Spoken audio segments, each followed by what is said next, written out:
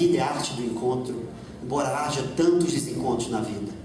Eu acho que, devido ao fato de ser profundamente raros encontros, que não são esbarrões, onde as peles se tocam, mas as almas estão sempre desquitadas, é sempre mais interessante a gente valorizar quem favorece os encontros da vida. Aliás, diz numa nota, Fernando Pessoa, que se ele fosse definir o ser humano, ele defenderia da seguinte forma: seres humanos são anjos de uma asa só, que necessitam encontrar no outro a asa oposta e correspondente, para que, abraçando, enfim, os dois juntos possam voar.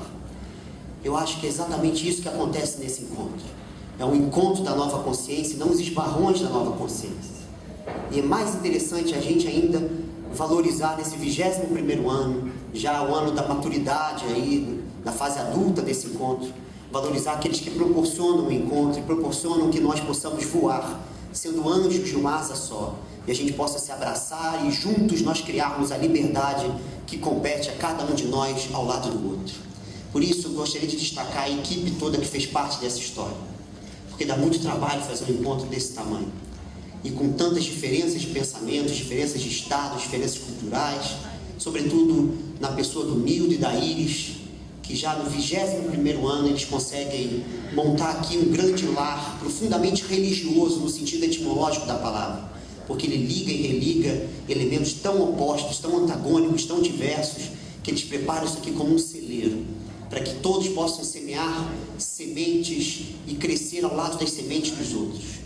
Isso aqui vira um grande jardim como o Éden que foi esquecido, onde a diversidade do jardim é justamente a marca da sua grandeza. E se a gente está numa campina grande, é porque o campo é enorme demais. Ele consegue congregar católicos, protestantes como eu, espíritas, ateus, os amantes de RPG, os monges e as monjas, homens, mulheres, crianças, negros, ricos e pobres. E essa campina é tão grande que ela é capaz de congregar até aqueles que divergem desse projeto.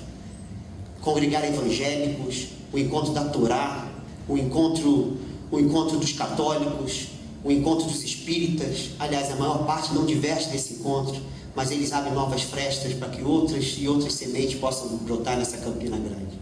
Por isso fica aqui o agradecimento e o pedido enorme para que esse Deus que os hindus chamam de inominável de 1000 nomes, continue abençoando sobretudo aqueles que fundamentam, que são uma espécie de esteio desse nosso encontro, que já duram 21 anos, com todos os percalços do percurso, com todos os problemas de verba, de lugar, e assim a gente vai cada vez mais autoafirmando a grandeza de cada um de nós, porque a gente continua sonhando nesse mundo tão cheio de pesadelos, a despeito dele e não por causa dele.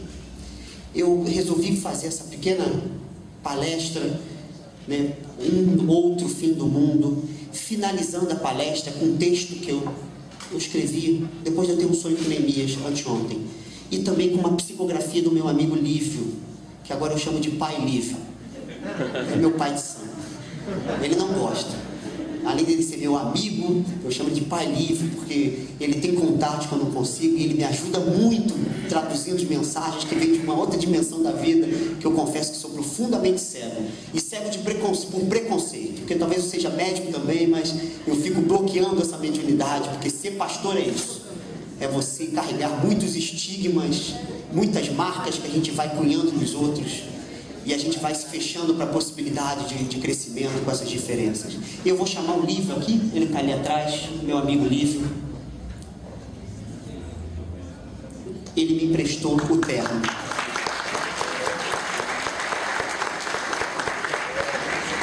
O Lívio me emprestou o terno, porque diz que pastor tem que ter terno. Eu não tenho gravata nem terno.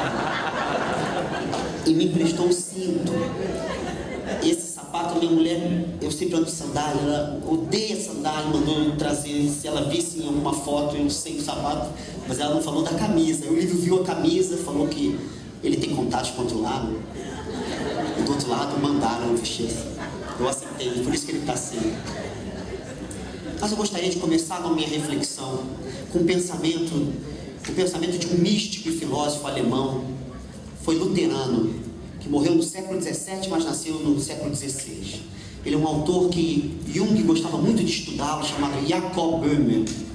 Esse homem disse que Deus criou o mundo como uma brinquedoteca. E ele criou o mundo para se divertir. Só que ele não tinha companheiros, então ele criou seres humanos. E ele criou os seres humanos crianças, para que cada criança pudesse brincar com ele. Mas os seres humanos pecaram. E pecaram porque não quiseram mais ser criança. Se tornaram adúlteros. E sendo adultos, eles são adúlteros. Adultera a vocação primordial de todos nós, que é viver a vida ludicamente. E deixamos de ser crianças que brincam para sermos adultos que levam a vida a sério. E por isso a gente caiu do paraíso, que nada mais é de que um grande jardim cheio de brinquedo, para que Deus e os homens se divirtam juntos. E a criação toda, junto ao Criador, possam celebrar um milagre da existência. Eu fico pensando se exatamente não é esse o sentido maior da nossa existência. Nós nascemos para o lúdico. Nós nascemos para o lúdico. E ainda sobrevive em nós aquilo que a Adélia Prado, a nossa poetisa brasileira, disse num verso poético, pequenininho em poesia. A poesia no meio dela diz assim, ela profundamente religiosa diz assim: ó Senhor, dá-me 5 anos, segura-me pelas mãos, cura-me de ser grande. Ainda me parece que há um rastro dessa memória da criança perdida pelos adultos, do adulto que nós somos. Ao mesmo tempo, a gente ainda lembra um pouco disso quando a gente lê nos evangelhos, Jesus dizendo que aquele que não torna-se criança não herda e não entra no reino de Deus, como se o reino de Deus fosse próprio das crianças. E o mais belo disso é que a gente, como adulto, tem que se transformar em crianças. E esse é o grande milagre da vida e a grande dificuldade da espiritualidade como um todo. Jesus não prega o fato de nós sermos adeptos a certas tradições, de nós consentirmos com dogmas, de nós pensarmos a verdade de uma forma que seja dogmaticamente a mais correta, mas ele exige de nós a coragem para recuperarmos a criança perdida. E aí me parece que isso, por mais romântico que seja, tem algo profundamente difícil e uma exigência profundamente radical à nossa existência. Polêmico e desesperado. Desculpa, repórter. Eu posso me inspirar. Mas está aqui uma grande exigência, eu acho que de Jesus, da Adélia Prado, do Jacob Böhme e assim da vida como um todo.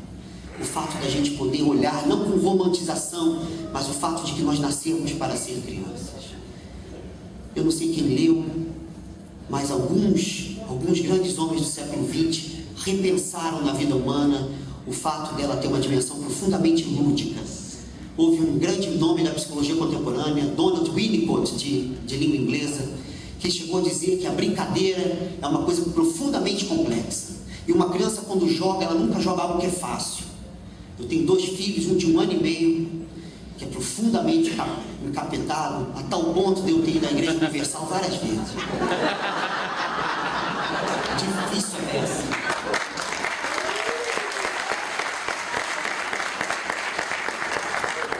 Mas eu tive um problema lá, porque várias sessões do descarrego e eu nunca consegui tirá-lo de dentro do demônio, porque é ele que estava no demônio. Ele estava reclamando comigo, já estava de saco cheio. Os pastores não tinham muita fé, então ele continua dentro do demônio, todo dia ele reclama. E a outra é Ana Luísa, de 8 anos. Isso é um pouquinho mais santa, sei lá. Não sei porquê. Não sei se é por causa do Ed, porque eu sou apaixonado pela filha, por causa disso, mas era um pouquinho mais assim. Mas eu me lembro quando a minha filha ganhou um presente com a faixa etária errada. Já tinha 4 anos, era para 1 ano. Ela não brincava. Porque crianças não brincam com o que é fácil, eles brincam com a dificuldade. Aquilo é um desafio e aquilo põe a criança em crise.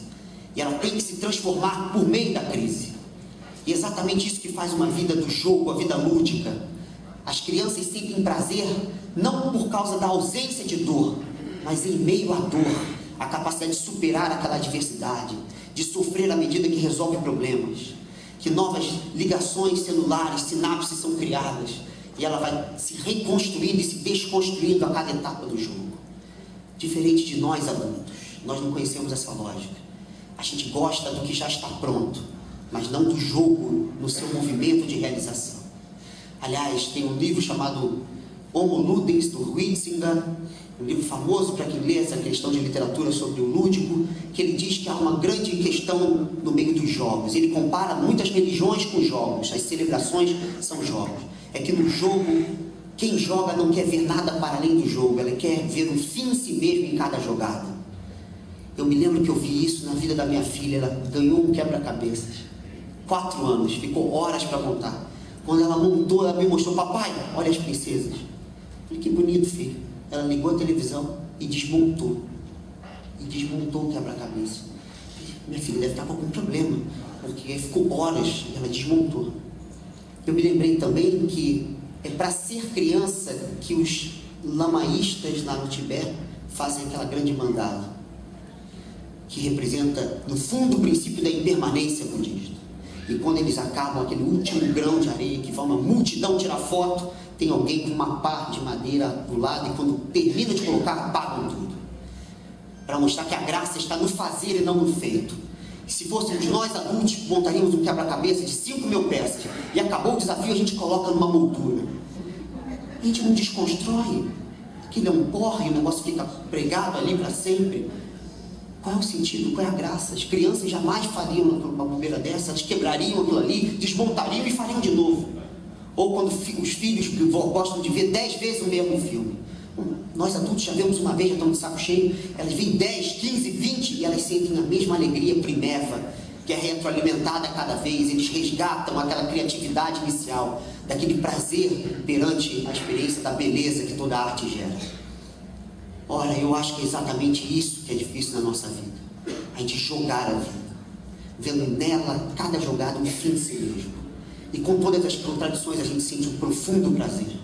E a gente não almeja nada fora além do jogo. A gente almeja justamente o jogo que se faz a cada momento na existência. Por isso que é difícil demais a gente pensar nas religiões e em Deus como sendo obra das crianças. As crianças jamais imaginariam um Deus tão chato quanto o Deus ocidental.